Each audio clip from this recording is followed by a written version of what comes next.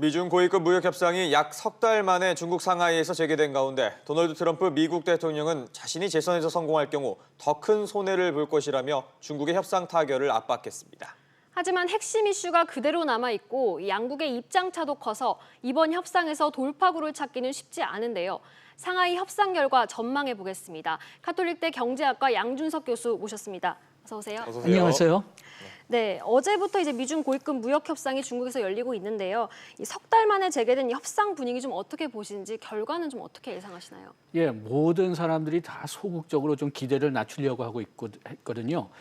그래서 구체적인 그 진전은 뭐 거의 없을 것 같습니다. 그런데 양쪽이 지금 어떤 면에서는 실패했다고 하면은 너무나 그 양국 그 경제뿐만이 아니라 세계 경제에 영향을 주기 때문에 뭐 실패했다는 얘기는 안 나올 것 같아요. 그렇지만은 어떤 구체적인 결과가 나올까 그것은 상당히 좀 의심되는 상태입니다. 네, 자 양국이 아무래도 좀 팽팽하게 맞서고 있는 쟁점들이 워낙 많다 보니까 이번 협상에서는 빅딜보다는 스몰딜에 아무래도 초점이 맞춰져 있다 이런 얘기들이 나오고 있거든요. 이 양국이 어느 정도 합의점에 도달해야 성공했다 이런 얘기를 좀 들을 수 있을까요? 예, 그냥 서로 실패가 아니라고 얘기만 하면은 그게 성공일 것 같습니다. 예. 그렇지만 조금 더 구체적으로 본다면은 미국의 궁극적인 목표는 뭐 지적재산권 보호 그리고 뭐 중국 내 외국 기업 활동을 좀 자유권을 좀 강화시키고 그다음에 이것을 법을 통해서 보호를 해야 된다고 계속 나오고 있는데 뭐 지난번에도 이것을 법으로 만들기는 불가능하다. 그게 중국의 입장이었죠. 이게 해결되지는 않을 것 같고요. 그다음에 중국의 궁극적인 목표는 그 미국이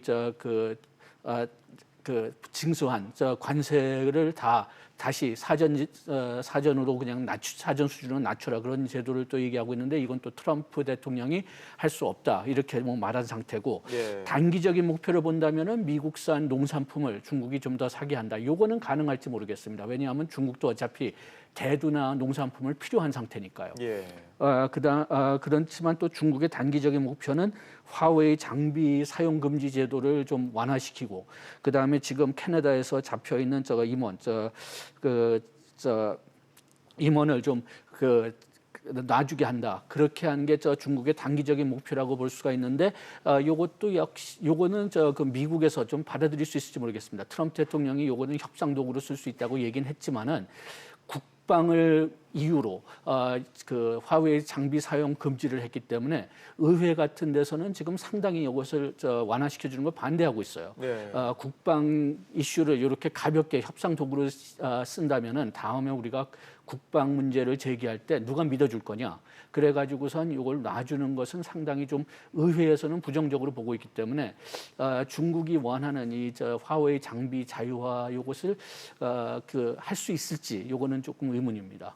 네, 네. 최근 이 미중 무역 협상에서 승부의 추가 좀 중국 쪽으로 기울었다 뭐 이런 분석이 나오는데 그럼 지금 상황에서 봤을 때 미국과 중국에서 이제 어느 쪽에도 좀 유리한 싸움이라고 볼 수 있을까요? 어느 쪽이 유리하지 않은 것 같아요. 지난번에 그 협상을 했을 때는 미국이 압도적으로 좀 유리한 상황이 있다고 볼 수가 있었습니다. 왜냐하면 미국이 성장세도 상당히 강했고 네. 거기에 비해서 중국은 계속 경기가 둔화되기 때문에 그렇기 때문에 좀 후퇴할 수가 미국이 그 압박을 할 수가 있었고 중국은 좀 후퇴를 할 수밖에 없었다 그런 상황으로 지금 생각되어 있었는데 네. 지금은 미국도 좀 경기가 둔화되지 않느냐 특히 투자 차원에서 지금 많이 그 성장이 둔화되어 있는데 그런데 왜 미국이 투자를 이렇게 못하느냐 트럼프 대통령의 무역 전쟁 때문이다 이런 결론이 계속 나오고 있거든요. 예. 미국 경제 분위기를 좀 불안정화시키는 이유가 이 트럼프 대통령이 시작한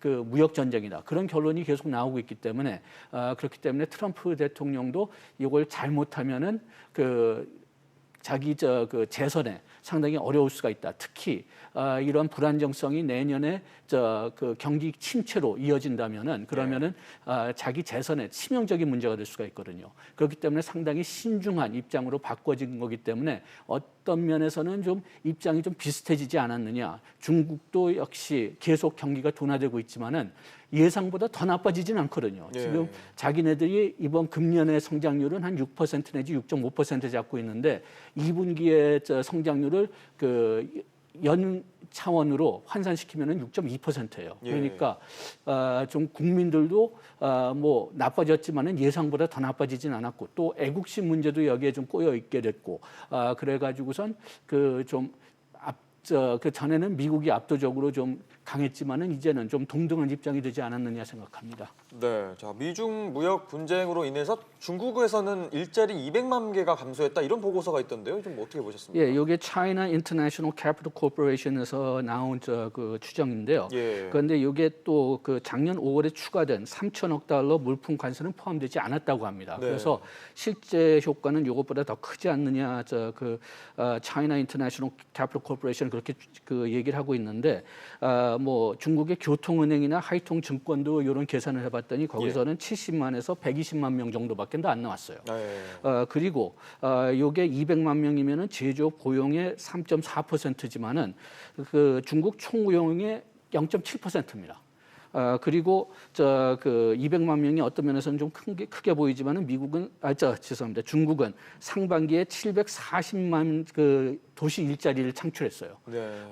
자기네들의 그 목표였던 1,100만 개보다는 좀 적지만은 그래도 700만 자리를 창출했는데 200만 자리를 잃었다 하면은 뭐 그렇게 그 아주 심각한 문제라고 보지는 않을 수가 있죠. 네. 그래가지고선 아까 얘기했지만은 좀 중국이 그 예상보다는 더 나빠지지 않고 있기 때문에 좀 그 200만 일자리를 늘었다고 해도 그래도 그렇게 미국의 좀 그 불리하지 않은 그런 협상 위치를 가지고 있다고 볼 수가 있겠습니다. 예. 네, 이 미중 무역 분쟁의 여파가 좀 시간이 갈수록 실물 경제 곳곳에 영향을 미치고 있다 이런 얘기가 나오는데 그럼 미중 무역 갈등의 좀 후폭풍이 어느 정도라고 보면 될까요? 예, 지금 그 미중 무역 전쟁뿐만이 아니라 우리 한일 문제 때문에도 지금 글로벌 서플라이 체인이 망가지지 않았느냐 그런 걱정을 상당히 많이 하고 있어요. 그렇죠. 그래가지고선 미국에서도 그 반도체 협회 같은 경우에는 우리나라하고 일본에 편지까지 보냈죠. 이거 잘못하면은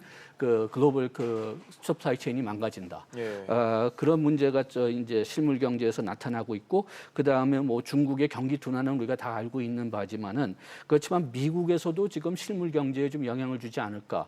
미국이 아직까지 성장률은 계속 좀 높지만은 아까 얘기했지만은 투자가 상당히 많이 떨어져 있고 그 다음에는 지금 트럼프 대통령이 계속 관세는 다 중국이 내고 있고 중국이 피해를 받고 있다고 얘기하지만은 여기 무역 전쟁의 비용은 거의 다 미국에 떨어지고 있다는 그 연구조사들이 계속 나오고 있어요. 네. 관세를 법적으로 내는 업체들은 다 미국의 수입 업체들이고 이론적으로 본다면은 그 중국이 피해를 받는 것은 국제 가격 하락으로 피해를 받게 돼 있는데 이 품목들 중에 국제 가격이 하락된 품목들이 별로 없거든요. 네. 그래서 그 대기업들은 요 비용을 좀 소화시킬 수가 있지만은 중소기업 위주로 요 비용 때문에 상당히 좀 문제를 겪고 있는 중소기업들이 미국에 늘고 있다고 지금 나와 있습니다. 네.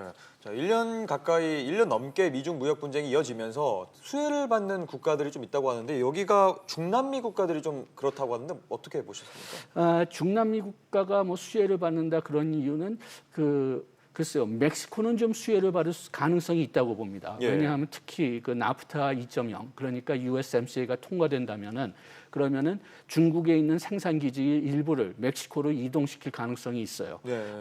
그렇지만은 지금 중국이 중남미 국가들한테 주는 특혜 같은 것들은 뭐 무역 전쟁 전서부터 그 중국의 그 외교 그 홍보전 여기서부터 이미 시작했거든요. 그래가지고선 아프리카나 중남미 국가들한테 그 저금리 대출을 많이 해주고 거기에 뭐 투자를 많이 해주고 그런 여파로 볼 수가 있기 때문에 이거는 특별히 그 미중 무역 전쟁하고 직접적으로 관련되지는 보기는 좀 어렵다고 보지만은 그렇지만은 그래도 지금 현재 미중 무역 전쟁에 있어서 자기 편을 만들 수가 있다면은 그러면 그건 언제든지 도움이 되는 거죠. 네. 네, 최근 트럼프 대통령이 중국이 트럼프 대통령의 재선 가능성을 지켜보면서 장기전에 돌입했다 이런 분석을 내놨는데 중국 입장에선 그러면 무역 갈등 합의를 내년 대선 이후로 시간을 좀 끄는 게 나을까요? 그게 좀 난전략인 것 같습니다. 트럼프 대통령이 재선되면은 그러면은 자기가 더 혹독한 그 협상을 하겠다고 얘기는 하지만은 그렇지만은 공화당이 압도적으로 의회에서 이기지 않는다면은 그러면은 민주당의 위원들이 트럼프의 그 압도적인 그 협상을 좀 막을 것 같아요. 네. 물론 민주당도 자유무역을 그렇게 옹호하진 않지만은 그렇지만은 이렇게 모든 국가를 적으로 만든다는 데에서는 좀 반대적인 입장을 지금 보여주고 있기 때문에 트럼프가 재선된다고 해도 좀 혹독한 그 협상은 좀 없을 것 같고 오히려 트럼프 대통령이 만약 재선되지 않는다면은 협상 입지가 좀 더 나아질 것 같기 때문에 기다리는 게 아무래도 제일 좋은 그 전략이라고 보고 있겠죠. 네. 자, 이번 미중 무역 협상의 가장 관심이라고 볼 수 있는 게 화해이지 않을까 싶은데요. 이제 미국 같은 경우에는 화해에 대해서 좀 뭐 눈에 가시거리일 수도 있는데 과연 화해 사태 실마리를 이번에 좀 찾을 수 있을까요? 아까 얘기했지만 트럼프는 협상 카드로 쓸 수 있다는 얘기를 하고 있지만은 의회에서는 또 그 국방 측에서는 이것을 굉장히 협상 카드로 사용하는 걸 굉장히 부정적으로 보고 있어요. 왜냐하면은 그 국방을 이유로 썼다면은 상당히 신중하게 결정을 해야 되는데 그런데 그 국방을 협상 카드로 쓴다면은 다음에 진짜 국방적인 이유로 수입을 금지시켜야 될 때 사용하기가 더 어려워질 거다. 네. 그런 이유로 뭐 우리나라도 지금 뭐 일본하고 그 문제를 제기할 때 똑같은 논리를 쓰고 있으니까요. 네. 그래가지고선 트럼프 대통령이 그 협상 카드로 쓰고 싶어도 의회에서 이것을 가만히 놔둘지 그거는 아직도 좀 의문점입니다. 거기에다가 또 문제가 되는 게 트럼프 대통령이 압력을 넣어가지고선 호주나 일본 같은 국가들은 화웨이 장비를 지금 쓰지 않기로 했어요. 그런데 갑자기 미국이 입장을 바꾸면서 그러면 미국은 화웨이 장비 또 쓸 수가 있다. 그렇게 얘기하면은 호주하고 일본의 그 입장이 상당히 난처해질 수가 있죠. 예. 그래가지고선 이걸 돌이키기는 상당히 어려울 것 같은데 중국은 이것을 단기적인 목적 중에 하나로 지금 쓰고 있거든요. 네. 그래가지고선 이번에 좀 구체적인 결과가 그렇게 많이 안 나올 거라고 생각하는 이유 중에 하나입니다. 네, 네. 이제 미중 무역 갈등이 좀 장기전으로 치닫고 있는데 그러면 우리가 좀 어떻게 해야 될지 좀 짧게 한 말씀 부탁드립니다. 예, 우리가 단기적으로 본다면은 뭐 당연히 우리가 중국의 수출이 너무 많이 지금 그 비중이 가 있는데 지금 수출 다변화를 시켜야 되겠죠. 그다음에 예. 단기적으로는 또 역시 우리 상품들이 중국 경쟁하는 상품들이 상당히 많기 때문에 뭐 우리가 기회를 이제 좀 살려야 되겠다. 그래가지고선 뭐 OECD나 그 UN 같은 연구를 본다면 우리나라가 두 번째 큰 수혜자가 될 수가 있다. 뭐 그렇게 얘기까지도 하지만은 그래도 흑자 적자를 따져 보면은 손해가 좀 더 많을 것 같습니다. 예. 그 다음에는 우리가 중간재를 주로 팔고 있으니까 지금 생산 기지가 중국으로부터 다른 나라 베트남이나 멕시코로 가게 돼 있는데 우리가 중국의 중간재를 수출하지 않으면은 이 다른 생산지로 수출을 옮기면 되거든요. 그래서 우리가 빨리 움직일 수가 있다면 융통적으로 움직일 수만 있다면은 그렇게 손해가 크지는 않을 것 같은데 우리가 그렇게 융통적으로 빨리 움직일 수 있을까? 그게 좀 염려되기 때문에 국내 제도를 좀 개혁해야 될 그런 입장이 있다고 좀 볼 수가 있겠습니다. 네, 알겠습니다. 지금까지 가톨릭대 경제학과 양준석 교수와 이야기 나눠봤습니다. 오늘 말씀 고맙습니다. 네, 고맙습니다.